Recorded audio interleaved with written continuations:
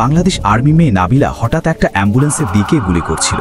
সবাই অবাক হয়ে ভাবছিল দেশের আর্মি হয়ে এত বড় অমানবিক কাজ কিভাবে করলো। কিন্তু নাবিলা এত কিছু তোয়াক্কা না করে বাইকে চেপে অনবরত অ্যাম্বুলেন্সকে গুলি করতে লাগলো। অ্যাম্বুলেন্সও যান বাঁচানোর জন্য খুব স্পিডে হসপিটালের দিকে ছুটছিল, কিন্তু হঠাৎ অবাক করে দিয়ে অ্যাম্বুলেন্সটি হসপিটালে না ঢুকে হসপিটালের পেছনের জঙ্গলে ঢুকে যায়। কাদামাটি রাস্তায় খুব স্পিডে চলতে থাকে। দেখা গেল একটা পূর্ণ বাংলো বাড়ির সামনে এসে অ্যাম্বুলেন্সটি থামে। ভেতর থেকে বের হলো কালো ইউনিফর্ম আর মাস্ক পরা ডাকাত দল। অ্যাম্বুলেন্সের দরজা খুলে এক এক করে হাত আর চোখ বাঁধা ছেলে মেয়েদের বের করে। আসলে তারা শিশু পাচারকারী। এই নিষ্পাপ বাচ্চাগুলোকে তারা টাকার বিনিময়ে বিদেশে বিক্রি করতে নিচ্ছিল। তখনই নাবিলা গাছপালা ভেঙে বাইকে করে লাফ দিয়ে গুলি করতে করতে এন্ট্রি নেন। সাথে সাথেই কয়েকজন দুর্বৃত্তকে মেরে ফেলে।